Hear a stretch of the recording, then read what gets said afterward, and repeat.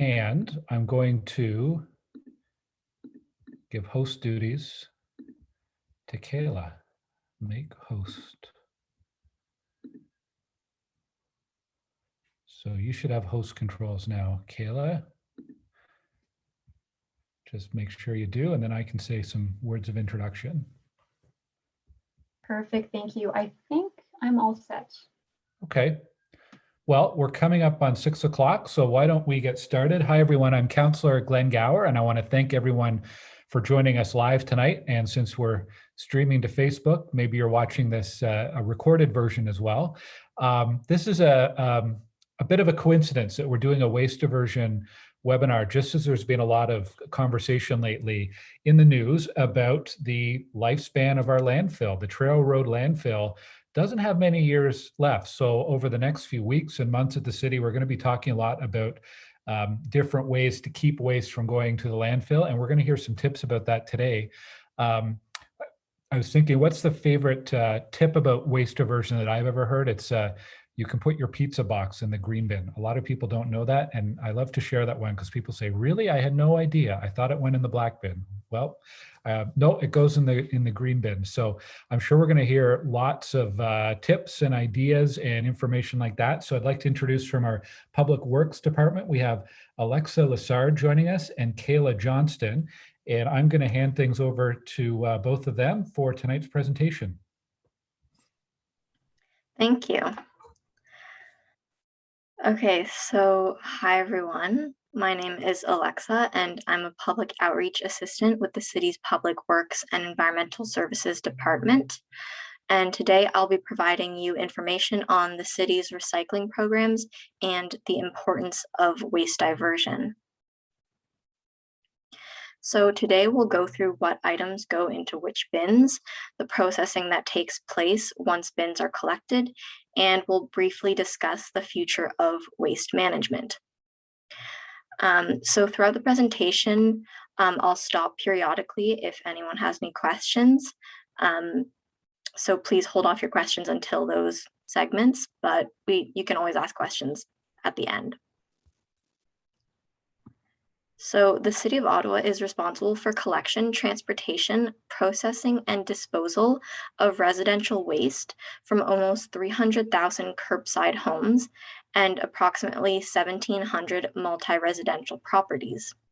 So based on statistics gathered from our last waste audit, 75% of all household waste that is disposed of in the garbage can be diverted into recycling bins. So this theoretically means that residents should only be throwing away 25% of their waste in the garbage. Yet in Ottawa, we divert less than half of our waste into our blue, black, and green bins. So almost 50% of all household waste is organic matter. So we will begin by talking about the green bin. You can throw away more than just food into your green bin. To name a few, you can throw away cooking grease, dryer lint, can all be disposed of with your food scraps. And if you're interested in finding out more, you can go to ottawa.ca/greenbin for a full list of acceptable items. Also, the changes we made to the green bin program has allowed residents to throw away food and dog waste in paper or any kind of plastic bag. So the city doesn't require that you go out and purchase bags for your green bin, but you can simply reuse bags that you would find around your home, such as milk or bread bags or retail bags as well. However, we do ask that dog waste is specifically put in a sealed leak-proof bag. The purpose of the green bin program changes was to increase resident participation and divert more waste from the landfill by making the bin easier to use and less messy. So prior to 2019, only half of the residents who owned a green bin were actually using it, because many indicated that the bin was gross and messy, deterring from their participation. So since these changes were released in July of 2019, we have seen promising increase in participation from homes and apartment complexes, with an 8% and 37% increase in participation respectively. Also, using plastic bags as a bagging option in the green bin has significantly reduced resident sentiments of the bin's yuck factor, meaning that the bin is no longer perceived as gross. So we'll continue by talking about the black bin. The items that go into the black bin include paper, cardboard, and box board. So basically all clean fiber products. And this includes envelopes with the plastic address window and tissue boxes without removing the plastic opening. However, soggy pizza boxes or soiled napkins do belong in the green bin.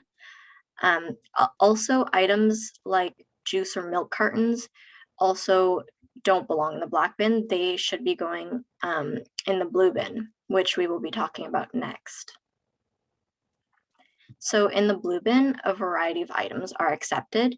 This includes glass, metal, and plastic items, as well as gable containers like milk cartons and juice boxes. So simply speaking, all empty household containers are accepted in our blue bin program. Some items, though, that are commonly misplaced in our blue bin are soft plastics like bags or plastic wrap. So only containers and packaging material is really accepted. Styrofoam is another item not accepted in the blue bin, even if there is a recycling symbol on it. Our municipal program doesn't accept it. Also, disposable coffee cup lids are not accepted in, this is because the lid's plastic quality is low, so it can't be recycled to create new products. So it doesn't make sense economically to include it into the blue bin. Other things that aren't accepted are things like broken toys. They should be going in the garbage. Although Ottawa's blue bin program does accept black plastic. So after throwing away accepted materials into your recycling bins, there shouldn't be much left to throw away in the garbage. As you can see from this slide, I provided you a list of some items that go to the landfill. Please keep in mind there is a garbage bag limit in the city. So every 2 weeks, you can throw up to 6 bags away for collectors to pick up. However, throwing away 6 bags away every 2 weeks is pretty excessive and unnecessary if we truly want to reduce how much waste we throw away. So when making a purchase, we encourage you to select items with recyclable or minimal packaging so we can divert more waste from the landfill. And if you're not sure where to place household items for collection, we have a search engine tool on the city's website that can help with this. The Waste Explorer tells you how to best dispose of many items. And with recent updates, we have made the tool more user-friendly by including images to illustrate which household items belong where. So on this slide, I've provided an example of how the Waste Explorer is used. As you can see, batteries was the item searched in the search bar. So batteries and other household hazardous waste items can't actually go in any of the bins because they're either corrosive, flammable, or poisonous. So these materials endanger our collection operators and contaminate the environment, which is why you should dispose of them separately from your garbage and recycling. And when you search these items on the Waste Explorer, the tool will let you know whether you can return items to one of the listed retailers to be upcycled into new products, or drop them off at one of the listed Take It Back partners for reuse, recycling, or proper disposal, or to dispose of them at a hazardous waste depots held by the city. As for the household hazardous waste depots, our first depot of 2021 is currently being held and is going to end on the 26th. It's being held at the Conroy Road Snow Disposal Facility, and it's open from 8 to 4 until the 26th.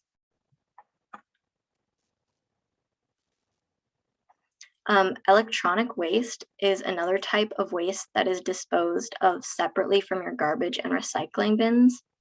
So as you can see for flat screen TVs, the Waste Explorer provides you multiple options as to how electronics can be recycled. One being to drop it off at trail roads for recycling free of charge, or through contacting one of the listed Take It Back partners who accept these items by reusing them, recycling them, or properly disposing of them for you. So you may use the city's traditional collection calendar that is mailed to you, but we also provide information on your waste collection online at ottawa.ca and through our Recollect messages. So Recollect is the city's waste collection calendar and reminder app that provides you service alerts on collection delays due to statutory holidays or snowstorms, and information on how to optimize your use of your recycling bins. So this app is available on the App Store and Google Play for both Apple and Android devices. And if you haven't signed up yet, it's a great reminder, and I'd strongly recommend it. So as for your bins, if they are broken or you simply don't have them, you can easily get a new one by completing a service request. So this is very simple to fill out online on ottawa.ca/311. The one on this slide is just an example, but if you're more comfortable doing this over the phone, you can always call 311. And in general, the city will supply one blue, one black, and one green bin per household. But if you have more recycling or organic material than what will fit, you can even request an additional one. So I'll pause here in case anyone has any questions.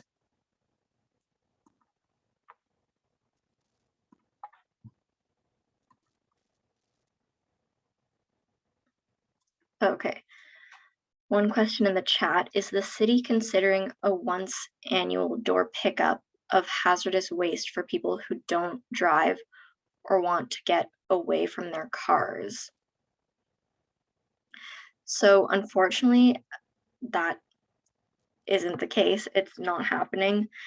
We do have, for the rest of the summer, I think, where the city is going to host a lot of hazardous waste depots at different locations throughout the city. So you can check ottawa.ca/HHW and you'll find information on upcoming ones as we know the information. So yeah, that's the option for disposing of your hazardous waste.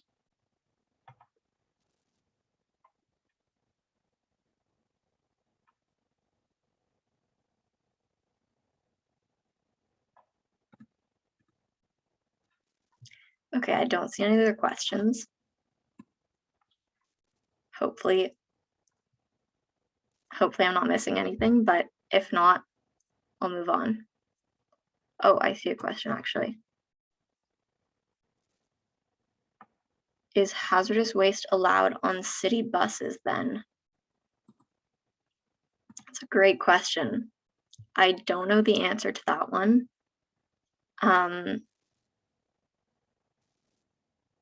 Yeah, I'd have to look into that and get back to you. So I'll take a quick note and get back to Councillor Gower's office about that.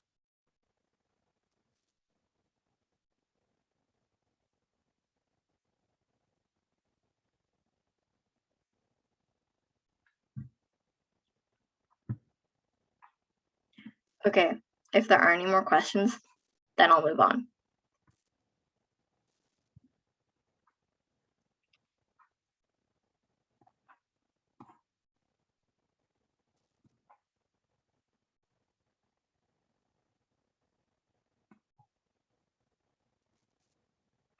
Okay, so I'll continue by talking about what happens to your recycling after it's left your curb.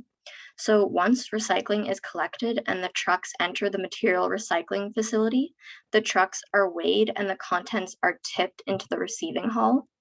So this facility is located here in Ottawa. and it's owned and operated by Cascades Recovery. So the company operates from 2 sites, one for glass, metal, and plastic, and the other for paper and cardboard recycling. And in 2020, more than 63,000 tons of recycling collected from curbside homes and multi-residential properties was processed at Cascades and shipped to markets, mostly in North America. So once tipped, your recycling is sorted on a conveyor belt where workers manually sift through recycling to remove contaminants such as garbage, film plastic, bulky plastic, and scrap metal. And all unacceptable materials such as plastic bags are transported to the landfill site, and the remaining recycling material continues on the conveyor belt and is separated into bunkers to prepare for them to be compacted. So on this slide, we've provided you a visual of blue bin contamination commonly witnessed during processing. So not all plastics and metal can be recycled. Our program really only accepts household containers. So the biggest contributors to this contamination problem are plastic films like saran wrap and plastic bags, as well as cables and clothes hangers. Unacceptable materials need to be removed and transported to the landfill. So by going to blue bin sorting, they take an expensive and not exactly environmentally friendly detour. And in some cases, unacceptable items can even break the machines. So the contamination rate for the blue bin is 16%.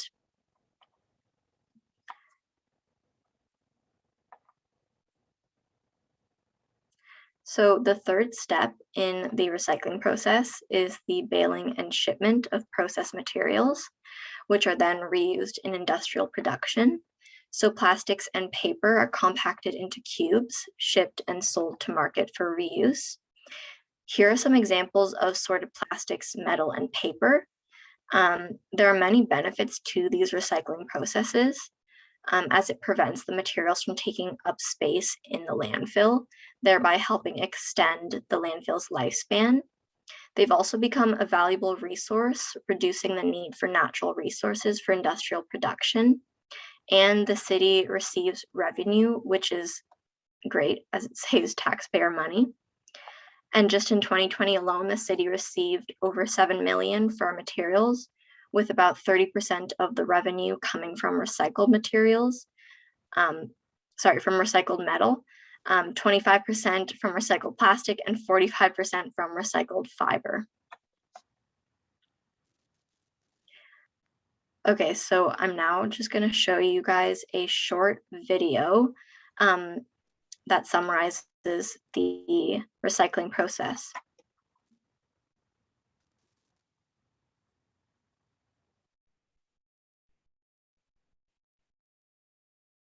Let's hear the real story behind how glass, metal, plastic, paper, and cardboard is processed right here in Ottawa. The more you know about recycling and how it works, the better you can sort the items. Blue and black bins are collected on alternating weeks. On average, each recycling truck makes 1,100 stops a day.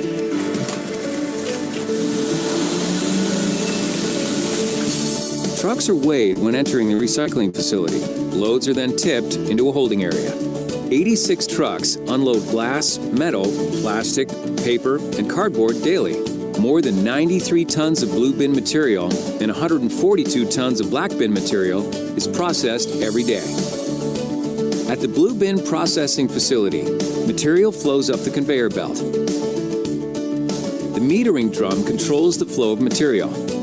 As we go through the process, you will see machines using movement, weight, electricity, magnets, air, and infrared to sort. On the pre-sort line, workers open bags and remove garbage, bulky plastic, and scrap metal. The ballistic separator removes two-dimensional items like film plastic from the system. Unacceptable items like plastic bags end up at the landfill site. The recyclables then travel up to the drum magnet. This spinning magnet captures tin cans and other metals and drops them onto a conveyor belt. All materials other than metal and glass flow down the conveyor belt towards two optical sorters. Infrared sensors identify the different types of plastic. Plastics are blown by air jets into the appropriate chutes. These sorters are used to separate the following containers: number 1 plastics, number 2 plastics, cartons, and number 3 to 5 plastics. Workers at quality control stations remove any leftover non-recyclable items. The remaining materials continue on for manual sorting. The eddy current separator puts an electrical charge into aluminum cans, and a magnet propels the cans onto a separate belt.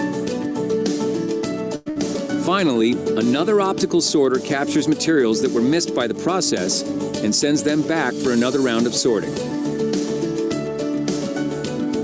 Contamination is material not acceptable in the blue or black bin program. These items are sent to the landfill. A baler crushes various materials into cubes for easy shipping. Bales of steel such as tin cans and cable such as milk cartons. Bales are inspected for quality before they are shipped. Let's go over how we separate the paper and cardboard from your black bin. Once again, material is loaded onto a conveyor belt, and a metering drum controls the amount of material entering the facility. A disc screener sorts the large cardboard from the rest of the material. The cardboard then travels directly on a conveyor belt to a baler. The remaining material is moved on 2 parallel conveyor belts to the main sorting room. Workers pull off the boxboard and any leftover cardboard for recycling. Garbage is also removed. These materials are dropped into the appropriate bunkers directly below the main sort room. The only remaining material is paper, which falls off the conveyor belts into its own bunker. Garbage removed from the recycling is transported to landfill. Material is then moved from the bunkers for baling. Paper, boxboard, and cardboard is baled for shipping to market. Each bale can weigh up to 700 kilograms. The material is made into new products. Number 1 bottles are transformed into fleece, t-shirts, and parkas. Number 2 plastics like laundry detergent bottles and shampoo bottles are transformed into water pipes, culverts, and more number 2 bottles. Mixed plastics like plastic tub lids are transformed into plastic lumber, playground equipment, and park benches. Aluminum like cans are transformed into aluminum sheeting for automobiles and more aluminum cans. Glass bottles and jars get transformed into road construction materials. And steel soup cans get transformed into chains, piping, household appliances, and automotive parts. Milk and juice boxes get transformed into paper towels, paper trays, cardboard, and tissues. Old corrugated cardboard is transformed into more corrugated cardboard. Paper is transformed into paper and insulation. Boxboard is transformed into cereal and cracker boxes. Not sure where to dispose of a household item? Visit ottawa.ca/Waste Explorer.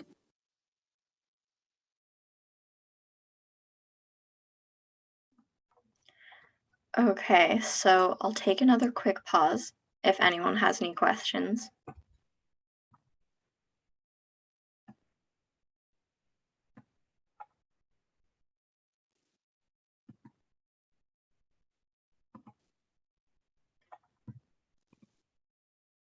Oh, it looks like someone has their hand up. Feel free to turn your mic on and ask your question.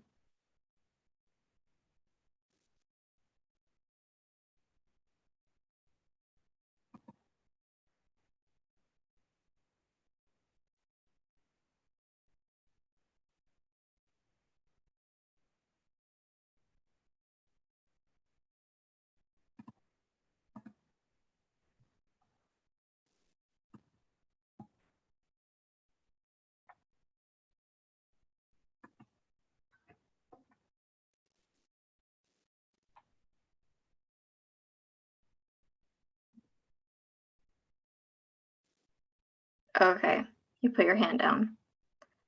Yeah, feel free to also type it in the chat.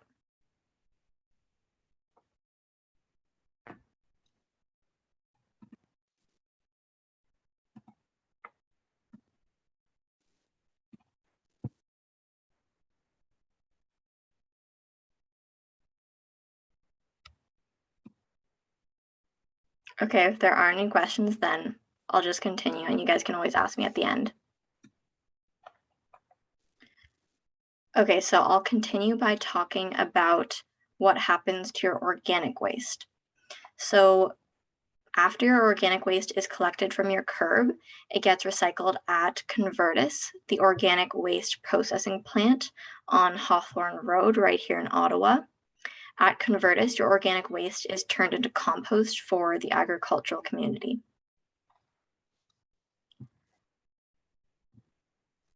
So material is hauled to the organic waste processing plant from homes, city facilities, and a number of parks.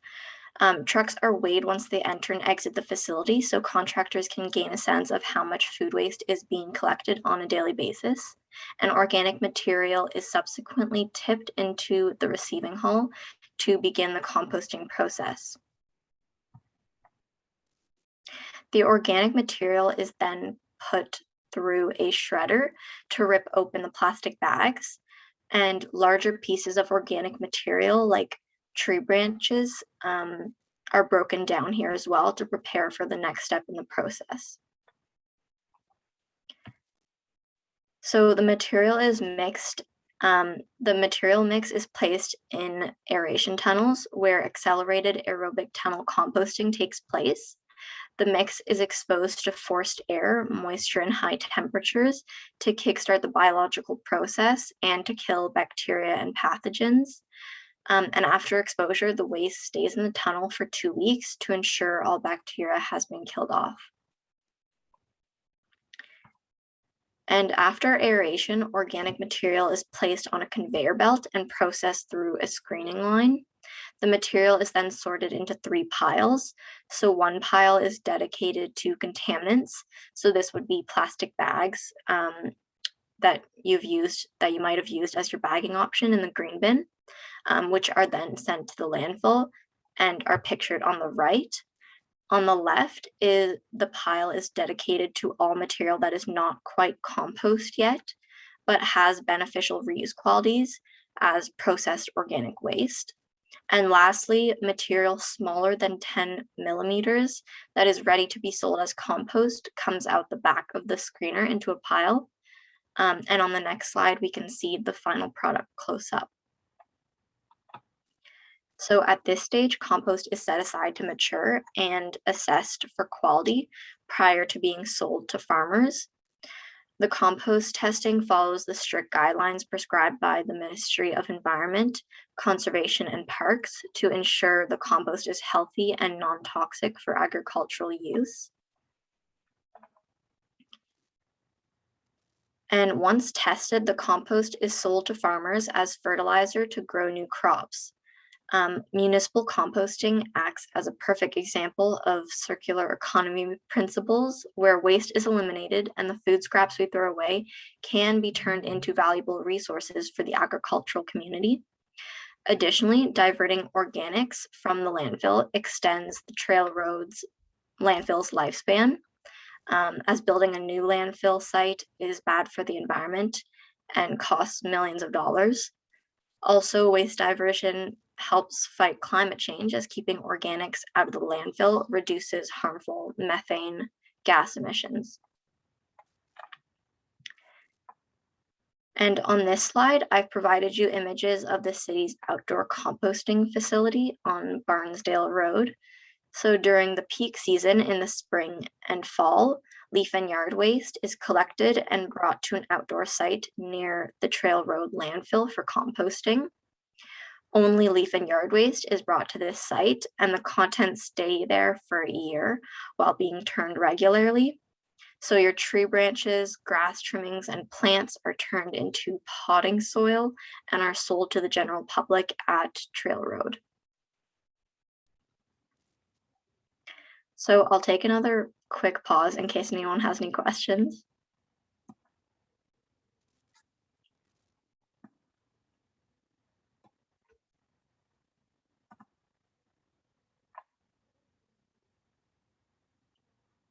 Okay, there's a question. I heard a while back that Canada was caught shipping plastic recycling to South Asian countries for disposal. Are you aware if any bin recycling in Ottawa gets shipped abroad?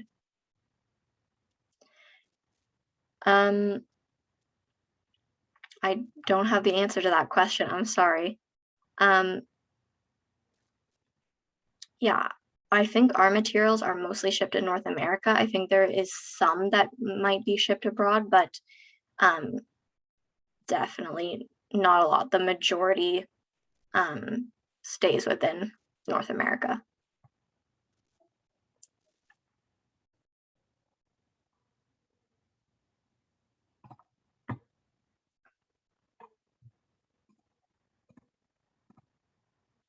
Okay, another question.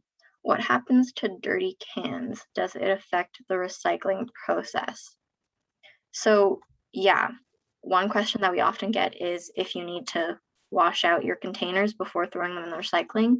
And that is like really a judgment call for a lot of things. Like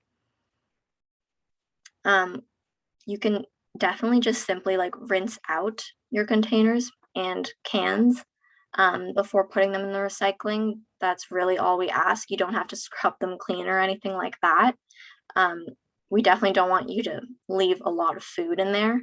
That would definitely go in your green bin, and then you throw out the household container separately. But yeah, things that are like very sticky or can't don't come off when you're just simply rinsing, it's fine. You can just throw it out like that.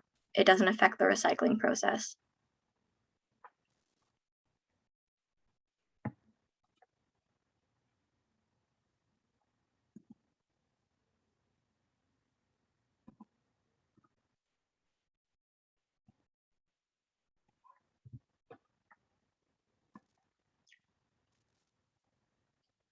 Okay.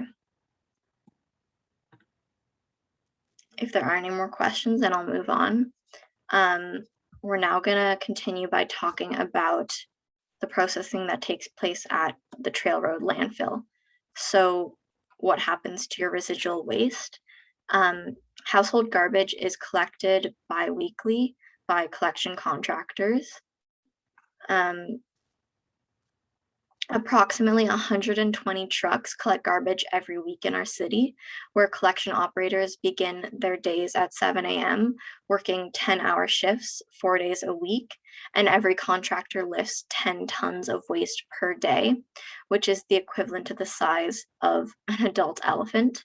And between homes, contractors walk 21 kilometers per shift, which is a half marathon every day for 4 days. So they're definitely the unsung heroes of Ottawa. And each truck is weighed going in and out of the facility to gauge how much garbage is being collected in the city on a daily basis. So as you can see from the photo, garbage trucks bring their loads to the tipping face, which is like the edge of the landfill, and dump their contents. And wind grates are used on site to stop garbage from flying away.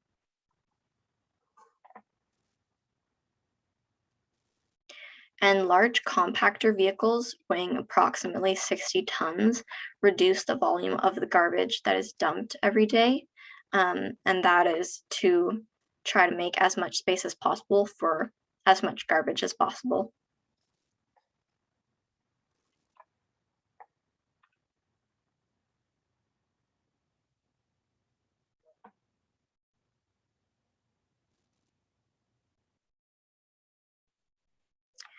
Okay, so at the rate that we're throwing out garbage, our landfill is expected to reach capacity between 2036 and 2038.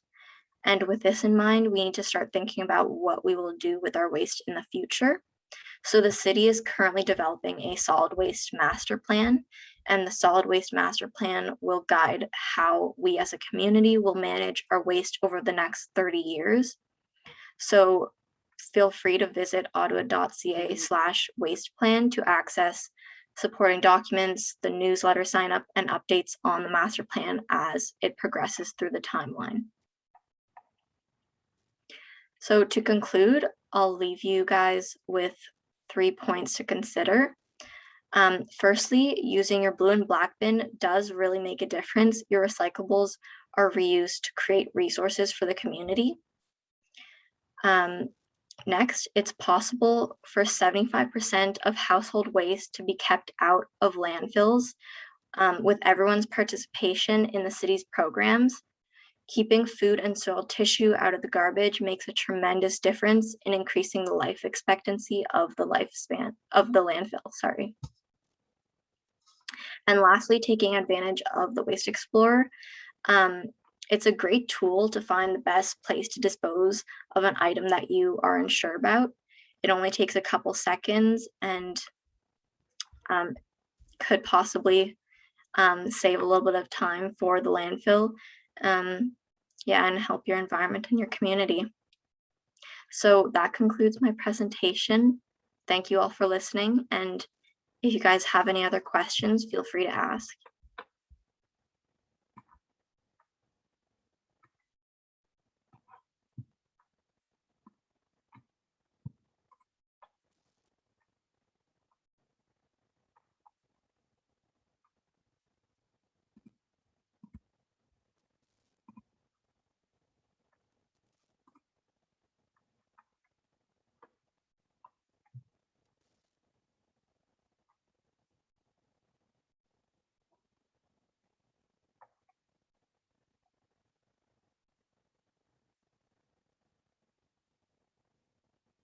Okay. If you guys don't have any questions. Oh, actually, I see a question. Do restaurants and apartment buildings have access to recycling? Yes, they do, or at least they should.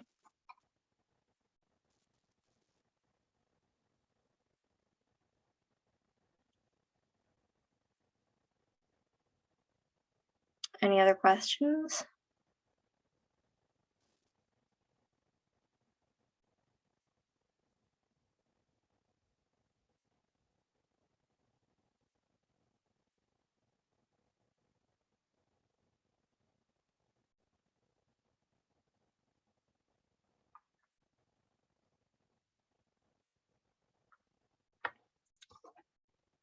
Thank you.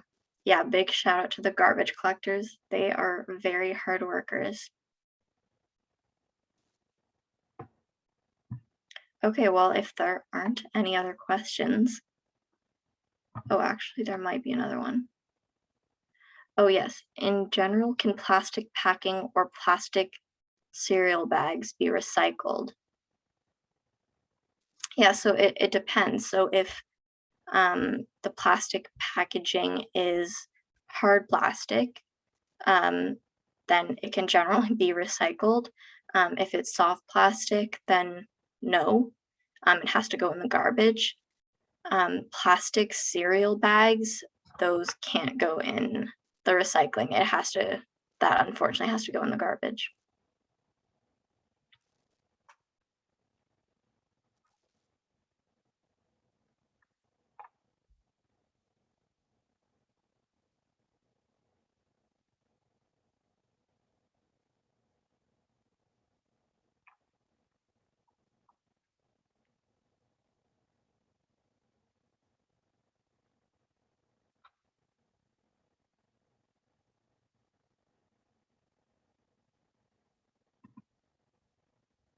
Okay, I don't see any other questions.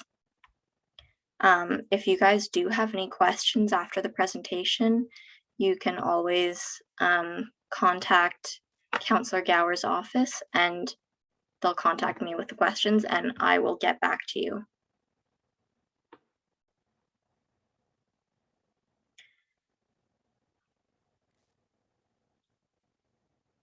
Well, if there are any more questions, then thank you all for listening and everyone have a great evening. And yeah, hope you guys learned something.